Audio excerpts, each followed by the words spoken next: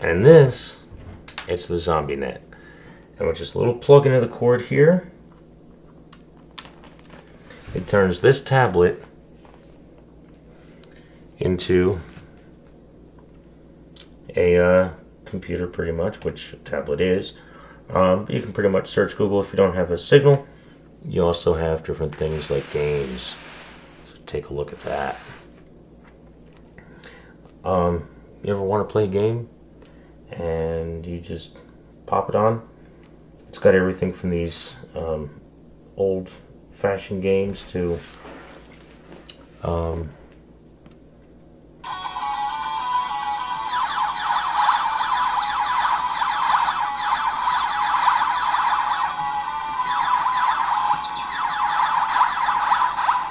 this could be a lot of fun. So now, what if we try to do something like, I don't know, you can watch TV. We can do, how about hardcore porn? You know that pawn shop thing? So let's go, I'm typing backwards. R-D.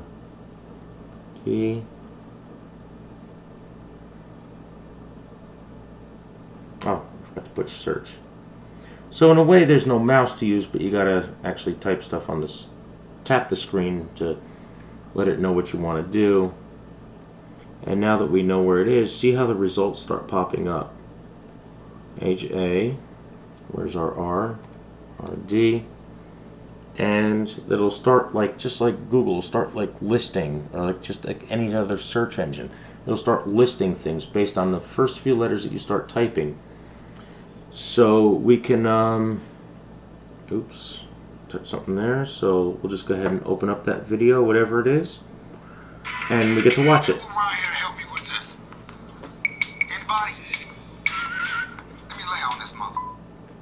So we get to watch different TV shows.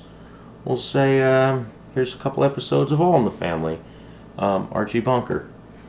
So you can enjoy TV as if you're just searching the internet.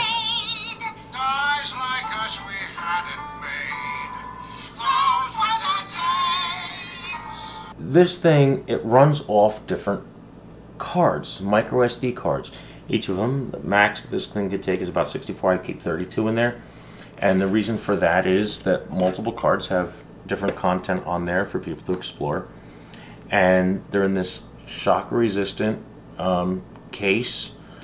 And there's a bunch of different cards in here. And it's called the Zomienet, or ZomTube, if you want to go on to video and stuff like that. And you can watch music videos, you can watch TV shows, even tutorials on how to do things.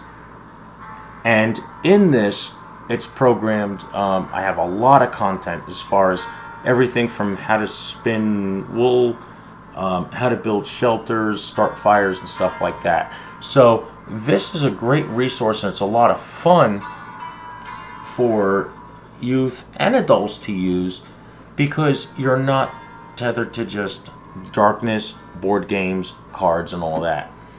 So again, if you this is just one thing that I made, and I call it, get rid of this,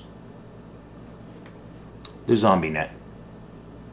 It works just like any search engine, but everything, instead of having to be online, is programmed into this thing through different memory cards. And there's also over 5,000 songs, just different music, that's in the tablet itself. And I have about 3 or 4 of these, and they all live in different fairy boxes, cages, whatever. And that's the gist of that. And of course, you can always play games. If you want to play tic-tac-toe or find mazes and stuff like that, these are things that you can do on that as well. So that's the Zomienet, because in a doomsday apocalypse, you're not going to have internet. You may have younger children with you. You may have kids and all that, and they're not going to want to sit there and play board games.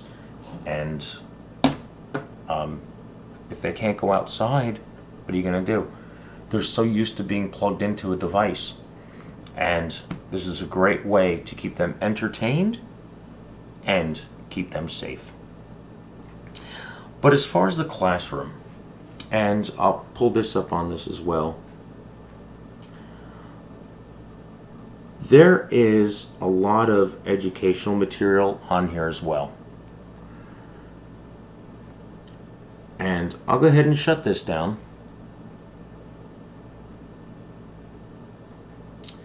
And we can go into one of our main searches. And we go into a category called books. Now again, all this is just happening on a tablet that kind of is adapted to a laptop, which can be a portal into the outside world. However, education is also very important. When you have children, or even just you yourself would like to learn about things, read up on things that you've never read about, maybe you have a bucket list of things that you want to learn, this is also a great way to do that. So this is not a doomsday, the world is ending device. This is also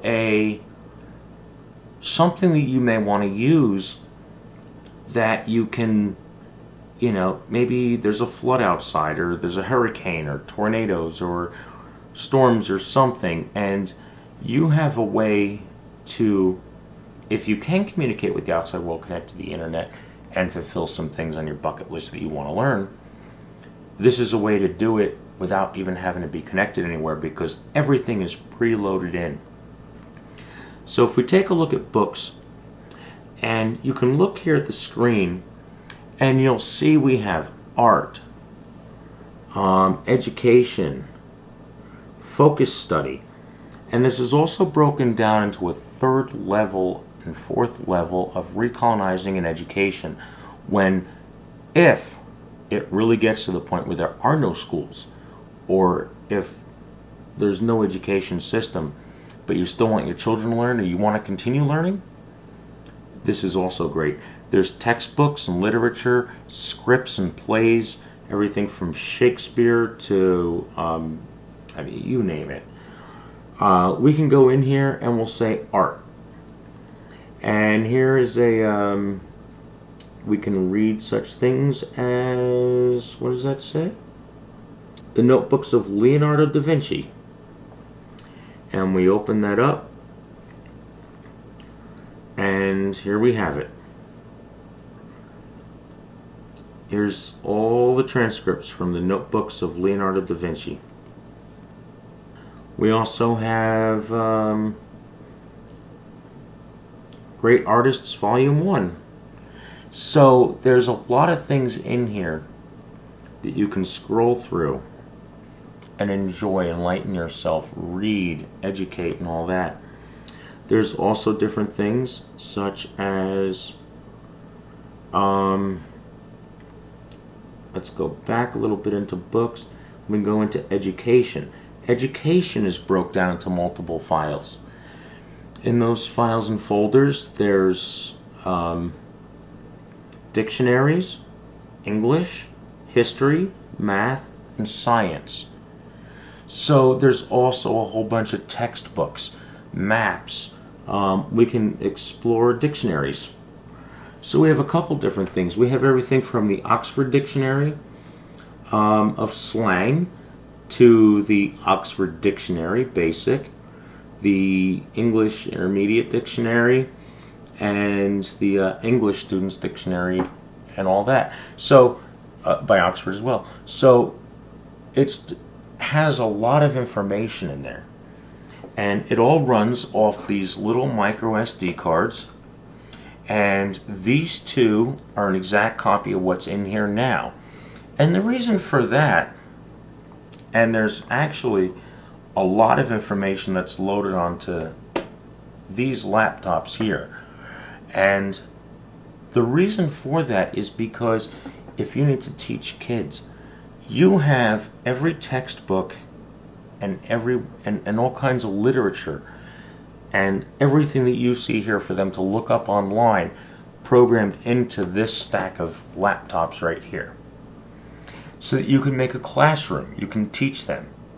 If the schools are closed for days or weeks or even months on end, or in a doomsday situation where the schools may not open again, you can actually open up a classroom, and through my system of how all these are linked through what I'm doing here, or even my main computers over there, we can actually have a classroom and they have all their books and all that. The reason why I have 3 plus 1 plus another 2 over there, because don't forget we also have the computer on the back table, the laptop, and my computer that I use, my laptop. So technically there are 5 plus this, which does the exact same thing. There's 7 computers that people can use to make a classroom, and that's for people to learn, that's for people to continue educating themselves in the event something happens and the schools are no longer open.